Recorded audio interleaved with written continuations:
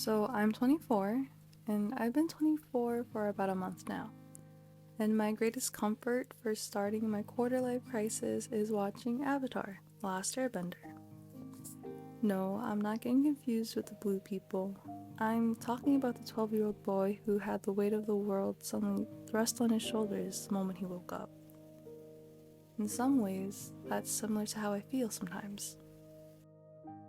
Turning 24 is also known as your Kobe year. I remember reading about Kobe and how relentless, if not ruthless, he was when it came to his game. He achieved a multitude of great things and created a legacy for himself.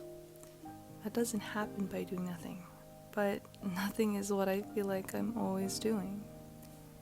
Maybe nothing is a little harsh, but bare minimum could fit. Not doing everything or giving 100% would be more accurate. And it, for lack of a better word, sucks. As someone who grew up as a quote-unquote gifted child, it's hard to accept that I've become just an average adult. To make me feel even worse, I still have the drive of a gifted kid with the mindset that I can do anything, but still with the execution of an average adult. There's no programs in your 20s that take you out of your day job to work on special projects that separate you from the rest of the class. You have to do that by yourself now. I admit I haven't achieved the many goals I set for myself in my pre-24-year-old years. And a lot of the times I wish I did more, started projects sooner, developed ideas earlier, and just began my life sooner. I think one of the biggest factors as to why I constantly feel like I haven't truly achieved anything in my life lately is that I set some high standards for myself. I have this mindset that I'm capable of doing anything. Maybe I'm semi-delusional? I don't know. I also don't like saying that because I also believe having an open mindset and a positive attitude about your capabilities is a good thing. But it can lead to some unrealistic goals, and reality loves to hit me with its checks. However, if there's anything I've learned from countless books, motivational speeches, and movies, it's that anything is possible. Even Alice could list 7 impossible things before breakfast. And I hate to put myself down, especially in a world where history has proven any and all things are possible at some point through some way. I'm a planner, and I try my best to stay organized. But sometimes being that detail-oriented causes me to get stuck when one part of the plan doesn't go the way I planned.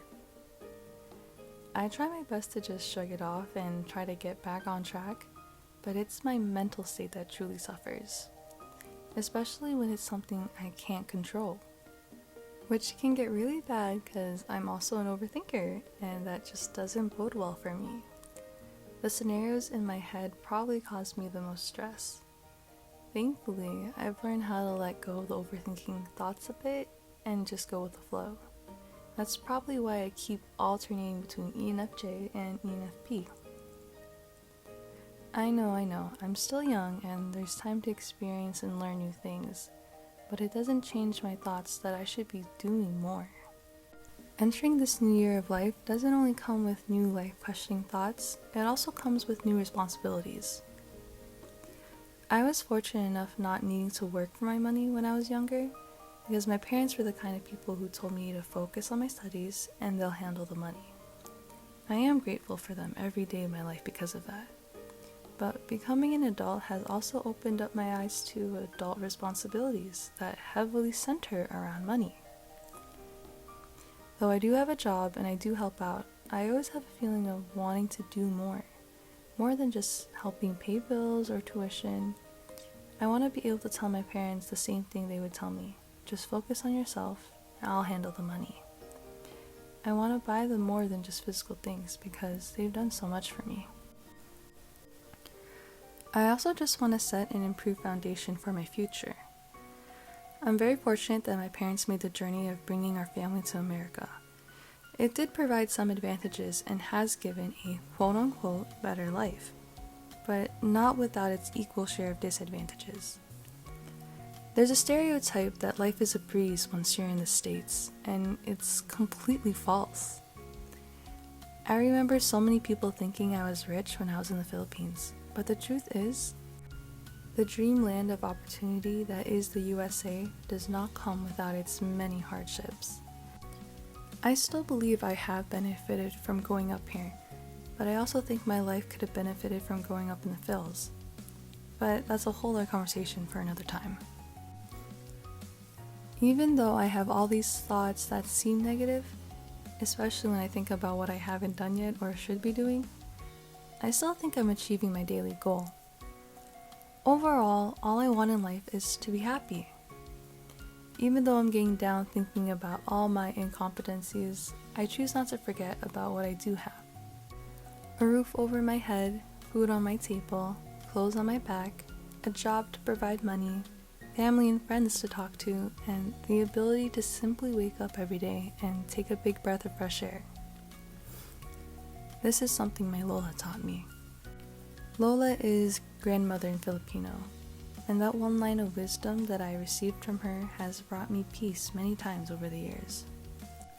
I guess that nurtured, peaceful mindset and my natural, worrisome, overachieving ways conflict inside of me and cause me to feel as if I haven't really done anything in my adulthood.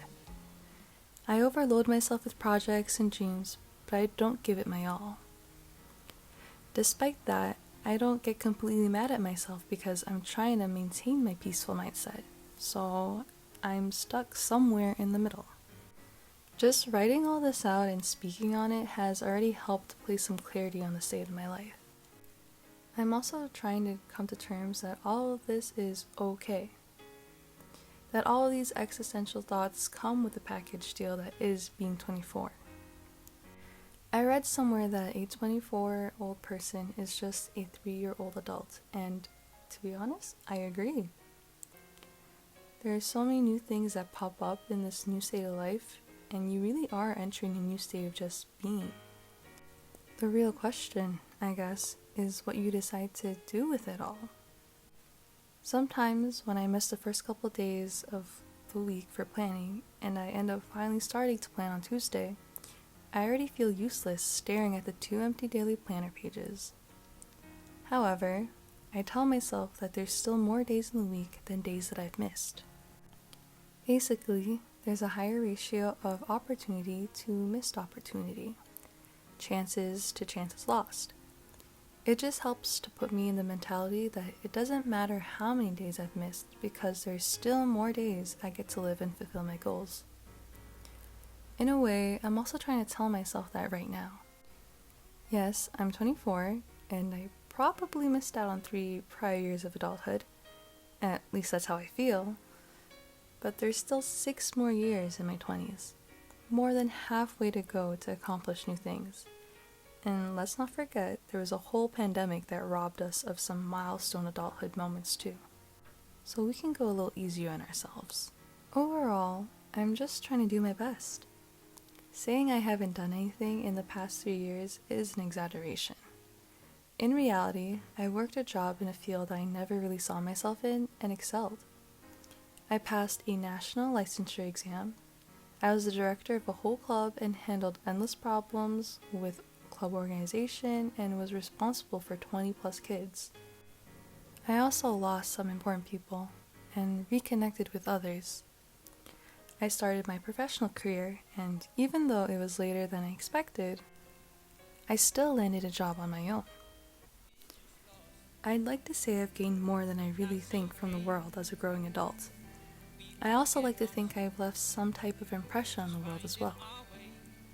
Through my friends, my family, my little punsos that I've watched grow up lately, and my patients. Ultimately, I hope my character and who I am as a person has left people feeling like the world is warmer than it is cold. That being said, month 1 of year 24 wasn't all bad.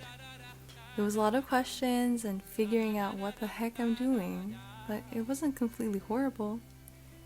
There's still 11 more months before I turn 25, so really, what was I so worried about? We can't control life and its ever-changing ways, but we can control ourselves and how we grow through those changes. The state of my life is up to me, and the state of your life is up to you.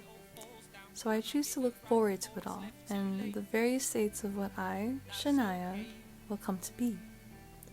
So, ingat kayo lahat and babush!